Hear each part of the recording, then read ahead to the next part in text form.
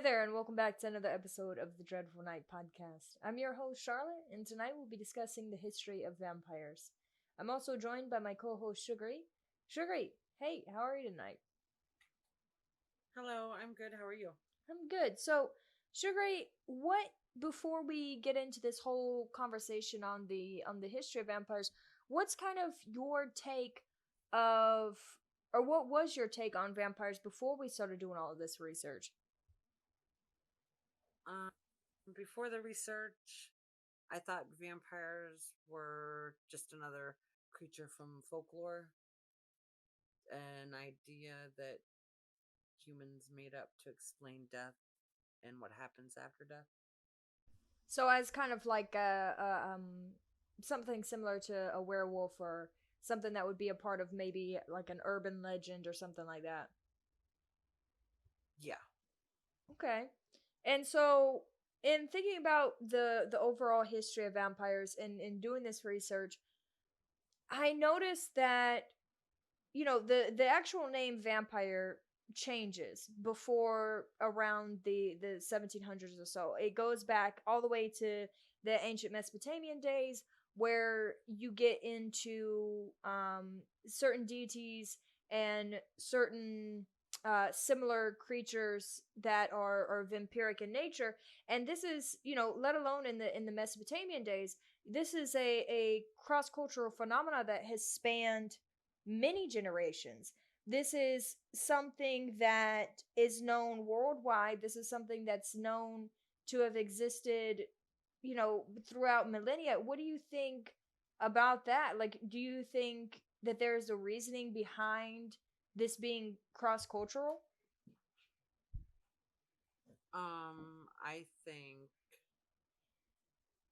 I think the church had a lot to do with validating the history of it. Why is that in particular? I think, um, well, around the same time frame, the church was blending together non-Christian holidays with Christian beliefs. Mm-hmm. For example, Easter, Lent, Halloween, Christmas, to more easily convert people to the church. Instead of ignoring the vampire myth, the church condemned it as a work of the devil. So not only did they give it historical validity, Mm-hmm. but they made it a thing to fear. Mm-hmm. And if you want to fight it, then you Mm-hmm. have to come to the church for help. So it's more so, this is something that people it went from this idea of being a myth to a very real, you know, in-person form entity or a creature or being that you had to be afraid of. This was no longer, something like we would consider it today, like, oh yeah, there's vampires afoot. Uh-huh. Yeah, and so are zombies and so are werewolves and such. It's back in that time frame, we're talking what around anywhere from 13 1400s up until around 16 1700s. People were actually even longer than that. You're talking about mid to late 1800s. People were legitimately fearful of vampires. Like this was a actual thing that people had to be worried Yeah. about. And I think that the church, being, someone in a position of power, Mm-hmm. making that a reality had a lot to do with that fear. Mm-hmm. It kind of like tied back into it. I think they cultivated that fear. Mm-hmm. Whether they did it on But purpose or not, but I think here's that the they thing, though. made the fear, they fed on the fear. Right, That but sounds evil. well, I don't know if they fed on the fear. I think that'd be something more that a demon or a vampire would do. I But mean, it's the church. damn. What? But anyway, so what I'm saying is okay. We know that back in and during that time frame, right? The church would be very heavily prevalent in Europe, right? So we're talking with the Holy Roman Empire and the House of Habsburgs. They were Roman Catholic. this would have been something that a whole bunch of people would follow. Let alone like Lutheranism and Calvinist Protestantism that would be running around at the same time. But this was a lot of people's religion, and it's like if the church recognizes this as a an act of the devil, this is something that you need to be afraid of, this is something that's real, I could see how the followers of the church would be, you know, extremely terrified, and then that would jump culturally, even if they were differing in religion. They're like, well, why is Joe down the street so terrified of a vampire? Shouldn't I be terrified of a vampire even though I'm not a cat? So it kind of spreads that way.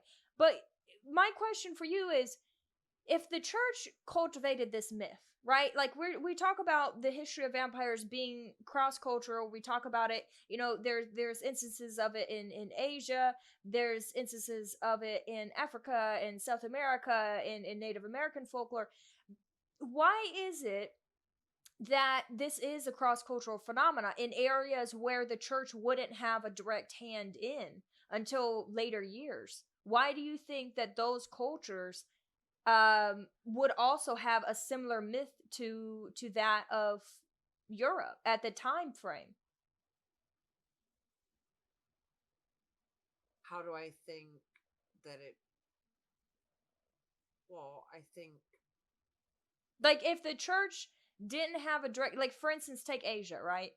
If the church didn't have a direct hand in Asia until years later, how is it that this idea of a vampire or something of a similar, maybe it was known the by a same way different name anything, or in whatever? my opinion, the Mm-hmm. same way anything else does, word of mouth. Okay. And even if it wasn't because of the church, Mm-hmm. it was like any other story. Mm-hmm. And I think, okay, say somebody died, Okay. but they wasn't immediately known to be dead because of a medical case. Okay. So if that happened in one area, then that is going to get spread around. Mm-hmm. Like, because it's something that, well, in the same sense, something that is talked about a lot is going to be spread around. Mm-hmm. I think the only thing that the church did was to solidify it in history Mm-hmm. as a reality. So if you had, for instance, like let's say Asia, okay?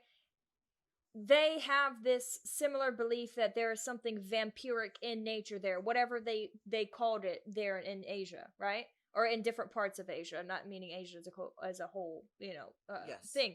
But if you had similar entities or creatures running around there, and they could be grouped together in this same sense as what we would consider nowadays as a vampire, then what you're saying is that this would have been something that somebody thought of, or they thought about, kind of like how we do modern day, like, oh yeah, that's a myth.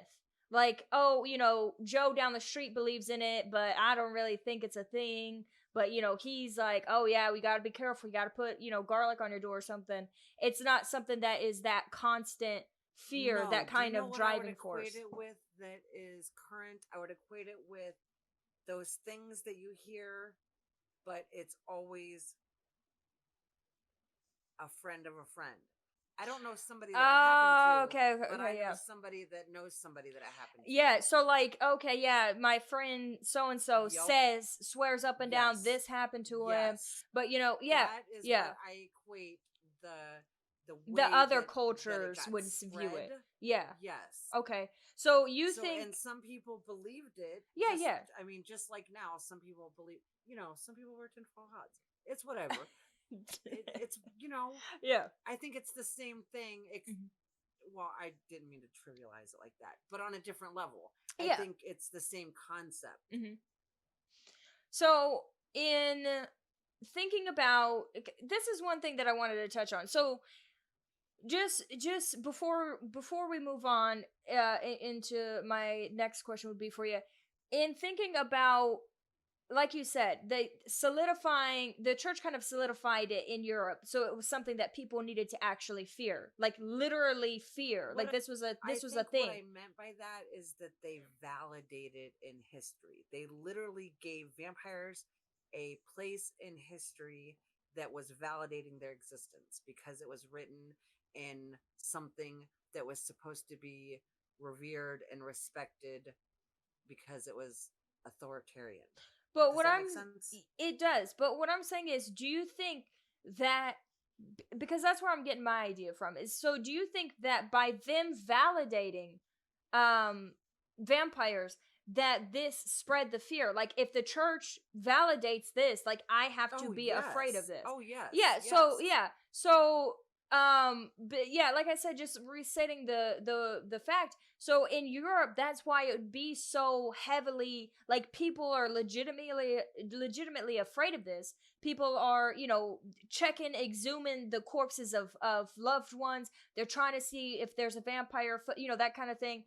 And then when it comes Yes. to, oh, well, there's tales of this in this part of the world, and there's tales of this where they're not as heavily influenced by the church. In Europe it was the extremes of um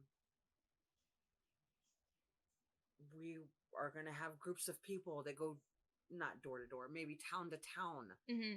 to hunt vampires. Mm-hmm. Like that was a thing. And Yeah. Yeah, it was like an I think that was extremely, directly derivative of the church.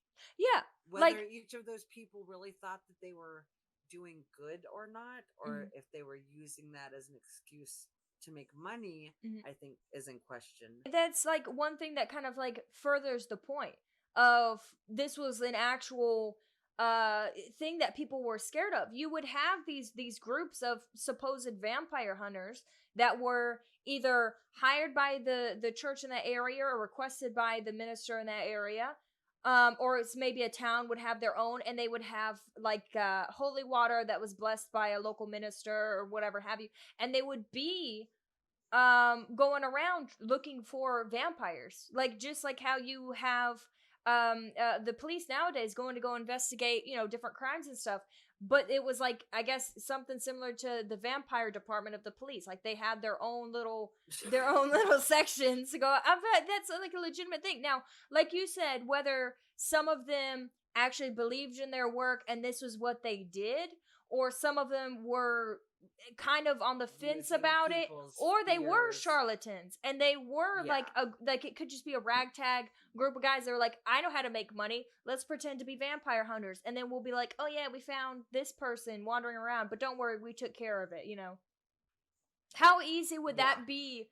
Because you got to think about it, they have so many different ways, and this is one thing in researching back in the day. Now anybody can very simply Google this. Back in around the 1700s, they believed that if somebody was born with teeth, like if a baby was born with teeth in their mouth, they have a higher chance of being a vampire. I don't remember exactly what it's called, but basically if the baby comes out of the womb and is still in its like sack, it's still in like this little skin sack that they have to cut and then get the baby out of that. If a baby was born that Placenta. way, no, it's not in the placenta. I can't remember what it's called. It's something else. Oh. I don't want to say it's the amniotic sac, but it might. Oh. I can't remember what it's Okay. called. But they're Okay, basically the anyway. baby is in like a little, like a thing. Anyway, if like a baby were to be born in that, they had a higher chance of being a vampire. If a baby was born too early, if a baby was born too late, they had a higher chance to later turn into a vampire. If somebody wasn't buried properly, they had a higher chance. If they died of suicide, they had a higher chance. If they weren't baptized, they had a higher chance. There was so many different things that could make you a vampire, or give you that option to come back as a vampire. It's like, okay, well, what amount of people aren't going to be a vampire? Who do we not have to worry about coming back from the dead? Okay, what do I have to do to prevent this then? What do you have to do to? I mean, I guess just And live by then yourself in the middle of the church woods. with open arms. Yeah, like, hey, come on over here. Like, we'll protect you. Like, no We worries. will protect you. Yeah. So, Pretty following much. on this kind of idea or this kind of concept, of it being so heavily prevalent. let's take a quick look at the kind of more modern take on the vampire, right? So let's say from around late 1800s to modern day to 2020, right? If you think about it, what was the one thing that changed the viewpoint? What was the one thing that happened in history that really changed how we view the vampire myth as a whole? I mean, I think it was Bram Stoker's Dracula Now, Bram was Stoker's the Dracula turning point. of more so kind of like our modern belief. And I think with Bram Stoker's Dracula, now Bram Stoker's Dracula was originally publicized in 1897. I'm pretty sure, but you can fact check me. I don't know. I'm pretty sure it's 1897. But if you have Bram Stoker's Dracula come out, right? And it is in book sales second to the Bible. Like Bible has most book sales ever, then Bram Stoker's Dracula. You got to think about how many different people pass that book around. Like, oh, you got to read this book. Oh, you got to read this book, right? Now, how many people would see that, Bram Stoker wrote this book and he sold so many books? So many books, every which way around. Why wouldn't they write their own book and be like, oh, I have an idea for a vampire story. Oh, I have an idea for a play about a vampire. Oh, I have an idea for this about a vampire. Like one thing after the other. How many people wouldn't just come out and start making stuff around a vampire? Now, where does that take us to modern day? Bram Stoker's Dracula. What came out after Bram Stoker's Dracula that was like another big massive monument in the vampire kind of more romanticization? What is the word for it? I can't even pronounce English. Help, Sugary. Help me. Or the romanticizing of the vampire myth. Yeah, I know what was the next thing that came out? What do you think it was? Nosferatu. Nosferatu. So that's the first thing I think of. These are monumental pieces inside of vampire mythology. It's like you have Bram Stoker's Dracula, then you have Nosferatu, and then you skip forward a couple of years, and then you have stuff like The Lost Boys, and you have stuff like Underworld, and you have stuff like Twilight, and all this other stuff that just, as the decades go... I just had a horrible thought. What? So in the same sense, does that mean like in 100 years, somebody's going to be like, and Twilight is the reason we have shiny vampires? some like 9-year-old woman's going to be like, I remember the origin of vampire. They sparkled in the sunlight.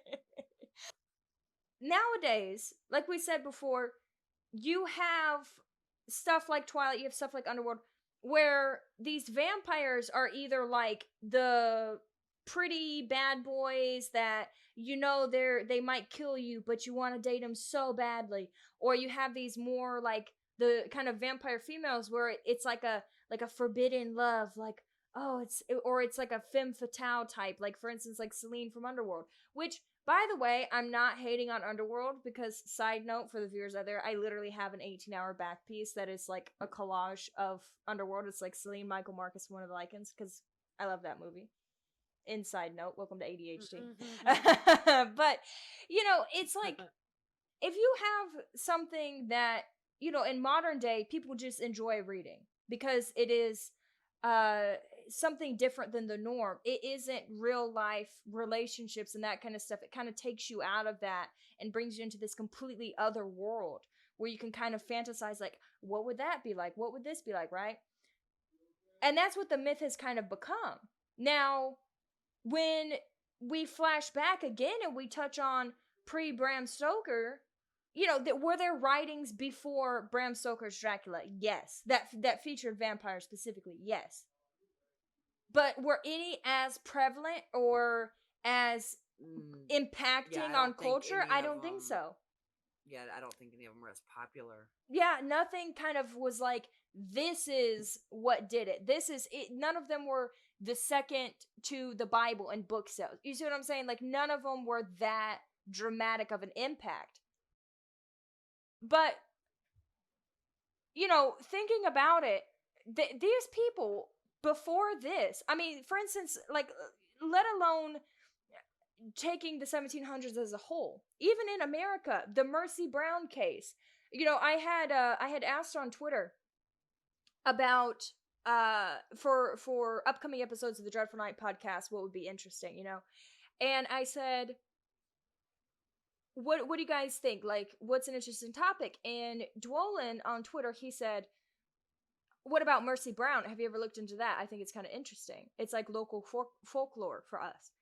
And I was like, Mercy Brown. And I thought Mercy Brown was a part of the Salem witch trials, but that's a different Mercy. And I was like, who is this? And in I believe the 1880s, Mercy Brown was thought to have been a vampire. Did you read about the Mercy Brown case, Sugary? No, I did not. Literally, Bram Stoker's Dracula comes out 1897. Like a decade to 2 decades prior to it, here comes an actual case of thought to have been vampirism. And essentially what happens is that Mercy Brown's family all got sick with I believe it was tuberculosis. I think it was tuberculosis. They all got I'm pretty sure that, or like influenza or something like that, but I think it was TB. And all of the family dies like one after the other within a couple of months or a couple of years of each other. And there's only like one guy left in the entire family. Now, Mercy Brown, she had actually died to tuberculosis. But when this last guy that was left in the family got sick, they were like, let's exhume the bodies for vampirism. And when they exhumed all the other bodies had some form of decomposition, right? But Mercy Brown didn't. And she had been buried for 3 months. But here's the thing, some people might say, well, if she was buried in the ground for 3 months, why didn't she didn't have no decomposition? I can't speak English. Help. But, why doesn't she have decomposition? And it's like, well, first of all, look at the time frame of which she was buried. She was buried up north during the winter months when it's freezing cold outside most of the day. And she was buried, I think they said that she was buried in like the crypt rather than in the ground. I could be mistaken on this fact. Somebody that knows about Mercy Brown is going to come after me. I'm telling you what. But I think she was kept in the crypt, not buried underneath the dirt. So she wasn't able to really decompose because her body was basically frozen for 3 months. So obviously she's not going to have these decompositions. But they thought that she was a vampire, and then they basically like desecrated the shit out of the body by like doing whatever, different stuff that was anti-vampirism back in those days. And they were like, okay, that's it. You're safe from the vampire. It was Mercy. So she turned into a vampire and she's been pestering you. And that's why you have this sickness. And then like literally after they basically just desecrate Mercy Brown's body, the guy, the last one surviving of the Brown family, just dies of tuberculosis or whatever it was. Like a few months later. So it was like, well, I guess maybe it was a different vampire. Like, it was not tuberculosis.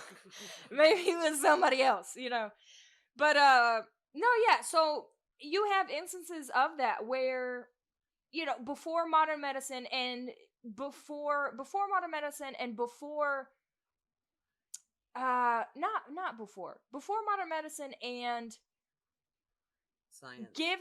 And science, and given the fact that this was such a heavily thought, thing for these people, it was natural for them to say, oh, it's got to be vampires. Just like how back in the Salem witch trials, which episode 1 of the Dreadful Night podcast is on, just like back then, they were so quick to be able to jump to these conclusions without even thinking about it. Nowadays, if you say somebody is a witch, they're going to be looking at you like, what do you mean? Like, she's a bitch, but you don't want to say she's a bitch. You want to say she's a witch? Not, oh, she does magic and cast spells. Let's go and hang her. It's kind of that similar thought process or that similar aspect. Yeah. And I think that's such an interesting thing to see.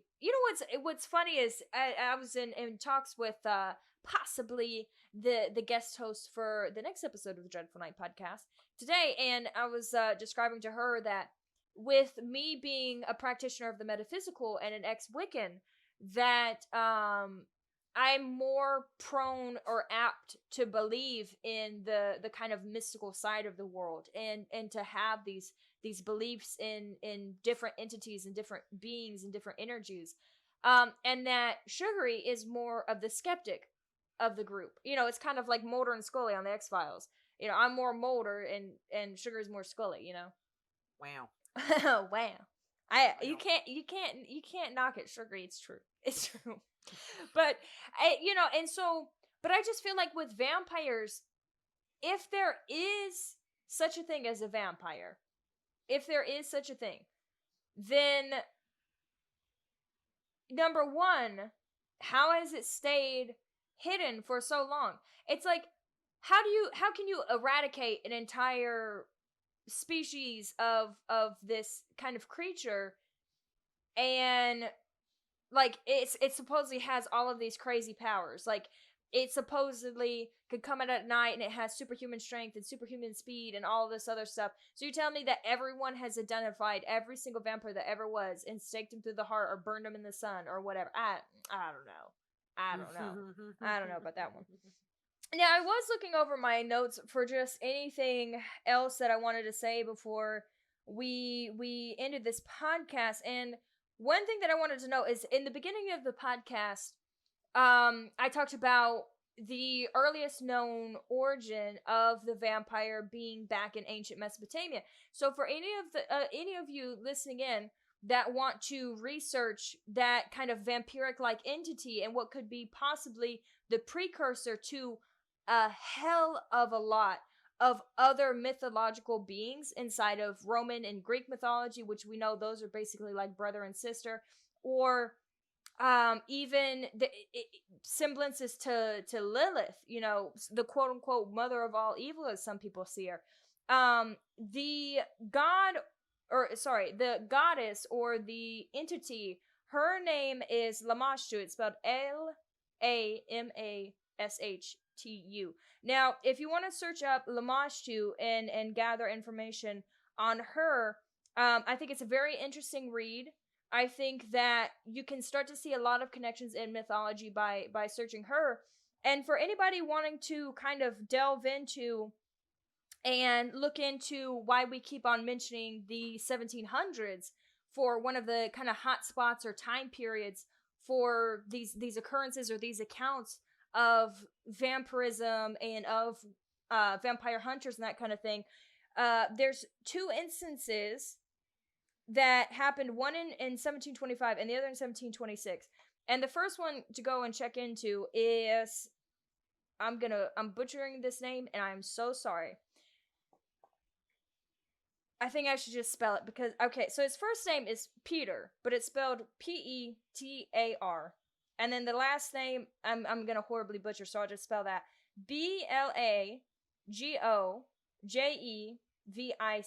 Now, this man was a Serbian peasant. He supposedly killed 9 of his fellow villagers after having supposedly died. So he comes back as a vampire and then kills 9 of his fellow villagers. That I found as an interesting read. And another one is Arnold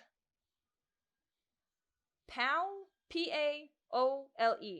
Now, he's a Serbian soldier that died in 1726 and supposedly killed 16 members of his village after having come back from the dead and being a vampire. So,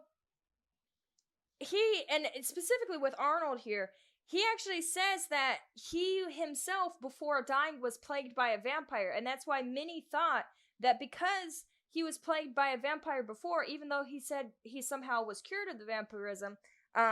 He when he died, he came back as a vampire. Many people go and kind of look to that as why maybe a vampire's bite is kind of like a virus and why it spreads to other people. Now, Sugary, do you have anything else before wrapping up the podcast that you wanted to point out or maybe give to people to kind of research or do a little bit of homework if they're more inclined to kind of learn about different things that we've talked about? A lot of the information that I got concerning religion was Mm-hmm. from a thesis called The Vampire Myth and Christianity, Mm-hmm. done by Dorothy Ivy. Mm-hmm. For the whole Um, spiel about how it kind of correlates the church to vampirism. yeah, I got yeah. you. I got you. So what we'll do then is once we're done recording the podcast here, I'm going to be linking a lot of these different sources for you guys to go and check out down below in the description. So you'll be able to click on those. It'll take you to the different stories. If I find anything else that kind of sticks out to me that we don't mention here in the podcast, I'll also link those down below as well. Now, I think that just about wraps up the history of vampires, at least told by me and Sugary. So, Sugary, do you have anything to say to the folks at home? Nope. Nope, nothing? Nope. Little do you guys know, she does this every single week. She said, nah, I ain't got shit to Wow. say to you guys. Wow. Damn. Rude. All right, thank you guys so much for listening into another episode of the Dreadful Night podcast. I think next week's episode is going to be extremely interesting. It's going to be a kind of a head to head clash between two mythological creatures / cryptids. It's going to be really interesting. So, I'll leave you guys with that. And Vague. huh? Way to be vague. Way to be vague. I know. I'm so sorry. But I'll leave you guys with that. Please make sure to like and subscribe if you are enjoying the content here. There's also a little bell icon that you can click on to get notified of whenever a new video is posted. We also just launched the Dreadful Night website, which essentially what we do there is take the pure audio versions of the podcasts, we post them onto there, so that way whenever you click into the website and you go to episodes, you can read kind of my spiel that I write out about each episode. It's kind of like a brief synopsis, and then you can also at the same time while you're reading that go and listen to just the audio version. There's quite a few things that we have planned coming up for the podcast, so stay tuned and see what happens. But alright guys, as always, have a good night and I'll see you next time.